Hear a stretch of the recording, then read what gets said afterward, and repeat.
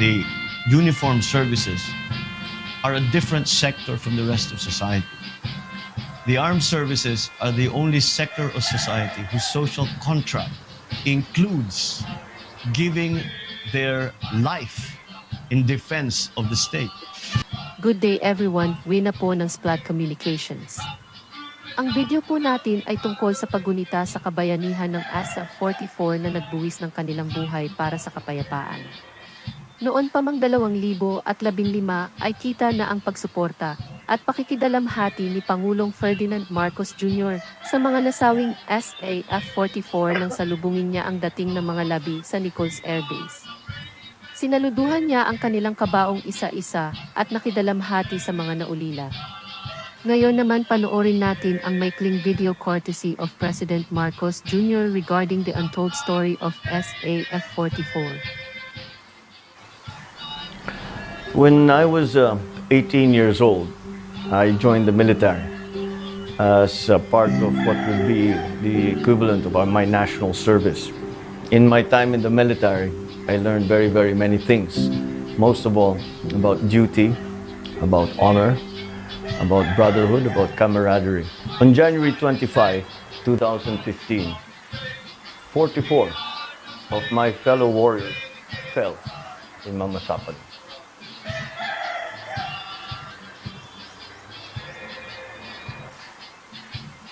What made it all the more painful was the fact that these were supremely, highly trained operators who had been put into this very dangerous mission without the proper coordination with the other elements of the military.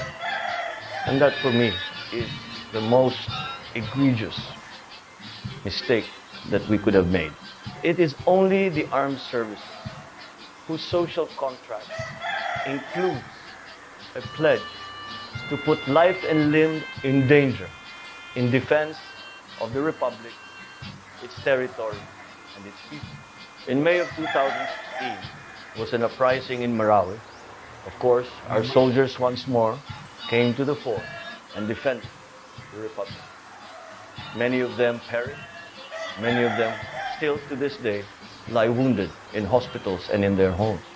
Let us never forget the heroism, the courage, the sacrifice, the nationalism, the love of country and of people that they demonstrate every day, that they perform their duties, that they provide honor and bring glory to our country. Let us never forget.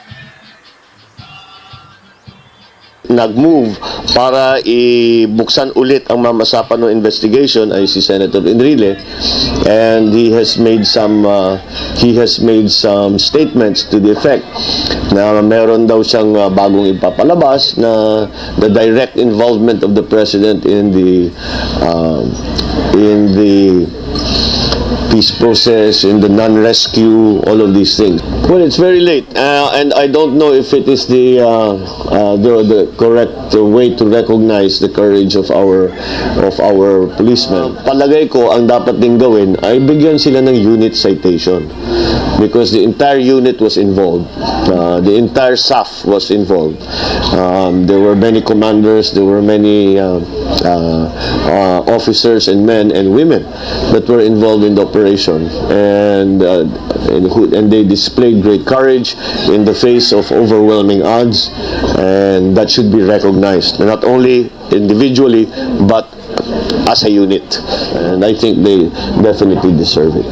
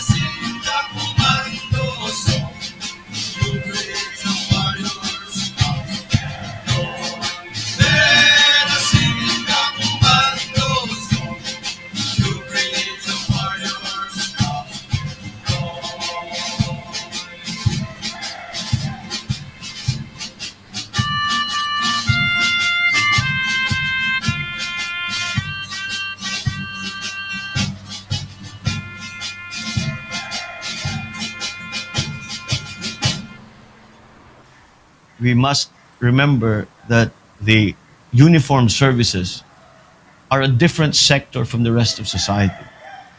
The armed services are the only sector of society whose social contract includes giving their life in defense of the state. Vacation.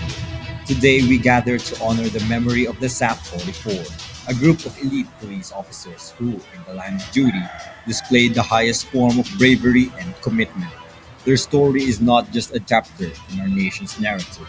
It's a testament to the indomitable spirit that defines the guardians of peace. Today, we honor the SAF-44, not just as heroes, but as symbols of resilience, sacrifice, and the enduring spirit that binds our nation together.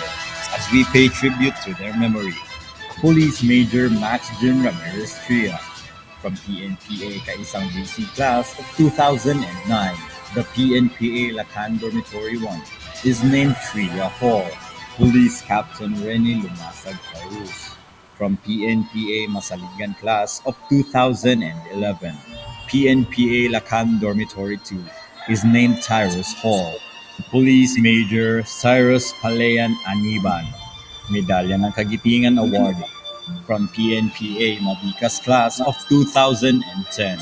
This PNPA Lacan Dormitory 3 is named Aniban Hall. Police Major Ryan Ballesteros Pabalinas from PNPA Bagsay Lahi Class of 2006.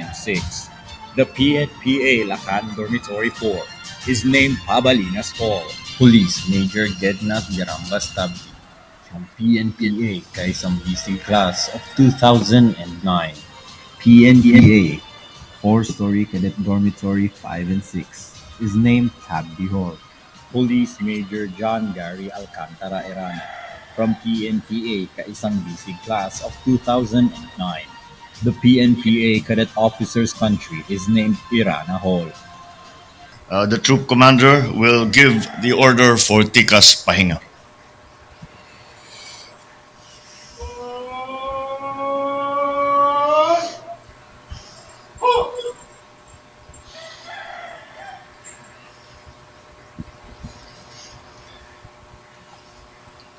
The Chief of the Philippine National Police, General Benji Acorda Jr., please take your seats. The Director of the Special Action Forces, Major General Bernard Banak, the Director of the Philippine National Police Academy, Major General Samuel Nacion, officers and enlisted personnel of the Special Action Forces and Philippine National Police Academy, Cadet Corps of Philippine National Police Academy, and the family members of the Special Action Force 44, fellow workers in government, other distinguished guests, ladies and gentlemen, good morning. 9 years ago, 44 brave men died without seeing the dawn of peace bloom on the land their blood made hallowed. Today we remember their heroism and honor the sacrifice that they have made. It is a debt that we will never be able to fully pay, no matter how we try it with deeds and to prove that they have not died in vain. It remains an obligation that we will never extinguish, no matter how often we give meaning to their valor.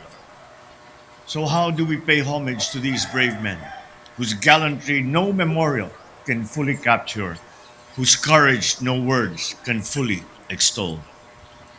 It is by working tirelessly to realize their dreams for their families, for their children, for their comrades, for the people. It is now up to us who live, who benefited from their full measure of devotion to duty, to build a kinder and gentler society, wherein those they have left behind can live in peace and prosperity. That is the mission that they have left us to pursue when they did not return from their last patrol. In their last hours, in that place of honor, we can draw many important lessons. The lessons such as to put nation before self, to display courage under fire, to resolve to forge ahead, to never give up. We would also be disrespecting their memory if we give quarter to those who terrorize our people. We would be devaluing their valor if we cede our territory to those who would trespass upon it. Although fighting machines they were not apostles of permanent war. They were warriors for peace who wanted to see the day when swords were pounded into plowshares. Let us work towards that day. To the loved ones of these heroes, we know that 9 years after that fateful day, no words can fully ease the pain that I know you still feel. I can only hope that you can find comfort knowing that a grateful nation, still nursing a wound in their hearts, feels deeply and as much. To the comrades in arms of the brave 44 who wear the insignia of the departed, honor their memory by never letting down the flag that they fought for.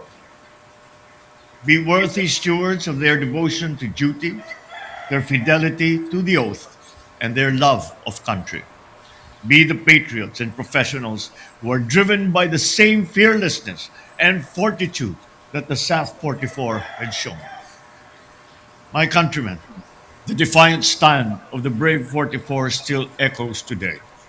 It is a clarion call for unity and action against any challenge that we might face. Let our reverence for these men be always accompanied by a deeper reflection, so we too can summon the fight in ourselves to build a better future for our nation. Huwag natin pababayaan ang kapayapaan na kanilang ipinaglaban. Sa pagpupugay sa SAF-44, patuloy tayong magsisikap tungo sa isang bagong Pilipinas.